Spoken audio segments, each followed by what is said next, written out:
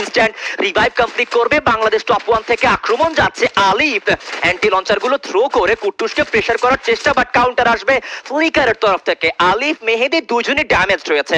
আলিফ তার হাতে স্নাইপার, অন্যদিক থেকে মাহফুজ এই মুহূর্তে কিন্তু উডপিকার নিয়ে বসে রয়েছে। ইজি একটি ওয়েপেন ব্যবহার করতে দেখা গিয়েছে, হাতে গ্রেনেড নিয়ে এই মুহূর্তে দাঁড়িয়ে থাকবে। গ্রেনেডটা থ্রো করলো, বাট আলিফ তাকে নক করা হয়েছে ইনস্ট্যান্টলি। আবারও কিন্তু রিভাইভ করা হবে। Bangladesh top 1 versus Red Hawks, দুটো দল এই মুহূর্তে মুখোমুখি। মেল্টার, ফ্রিজ ব্যাংক সবগুলো ব্যবহার করা হচ্ছে।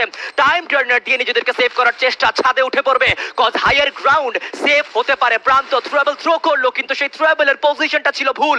ব্লেড, কুট্টুস, নেজা দুইজনে কিন্তু কম্পাউন্ডের লোয়ার গ্রাউন্ডে, গ্রাউন্ড ফ্লোরে ঘরের ভেতরে ঢুকে পড়েছে, কারণ আশেপাশে অন্যান্য টিমরাও আসতে পারে এখানে as a third party team হিসেবে আক্রমণ তারাও করতে পারে। যদি রেড হকসের প্লেয়ার্সদের কাছে এই মুহূর্তে থ্রোয়েবল থাকতো আরো ভালো, তাহলে বিডি টপ 1 তারা অনেক বড় প্রেসারে পড়তে পারতো। ইয়েস, এই মুহূর্তে আমরা দেখতে পাচ্ছি অলরেডি কম্পাউন্ডমেন্টের উপরের ভাগে আছে আমাদের টিম বাংলাদেশ টপ 1, নিচের ভাগে টিম রেড হকস। প্রশ্ন এখন একটাই, সামনে রিফ্লেক্স ইউনাইটেড, এবং এই যে ক্ষুধার্ত রিফ্লেক্স ইউনাইটেড কিলের বেশ প্রয়োজন, এবং রিফ্লেক্স চাইবে যে একটা প্রপার 4v4 ফাইটে না গিয়ে থার্ড পার্টি করে কিছু কিল লুফে নেওয়া, যাতে তাদের পয়েন্ট বা চ্যাম্পিয়ন রাশটা খুবই তাড়াতাড়ি অ্যাক্টিভেট হয়ে যায়। জোন কিন্তু এবার আসলে রেড হকসের কাছেও আছে, জোন আছে বাংলাদেশ টপ 1 এর কাছে, রিফ্লেক্সের কাছেও জোন আছে। তো প্রশ্ন এখন একটাই যে কি হতে পারে। RC on the other hand একটা ফাইটে আছে এনডিটি দের সঙ্গে। রেড হকস খুবই সাকসেসফুল একটা নিজেদের কম্পাউন্ডমেন্টকে চেঞ্জ করতে পেরেছেন। এখন দুইটা ভাগ থেকে কিন্তু আসলে প্রেসারটা আসবে। লেফট থেকে ফ্লিকারের ড্যামেজ আসা শুরু হবে, সামনের দিক থেকে কিন্তু হয়তো বা নেজাদরা একটা আক্রমণ চালাতে চাইবেন। জব ব্রেকার্স খুবই আসলে ঠান্ডা করছে, নকড আউট কুট্টুস, ফ্লিকার একসাথে আক্রমণ করলো তারা। And two XD, what was that?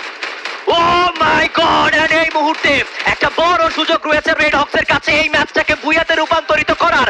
Open grounded circle, কারো কাছে অত বেশি সার্কেল নেই। Last 3 team still alive. Red Hawks, they have 8 eliminations, the gold.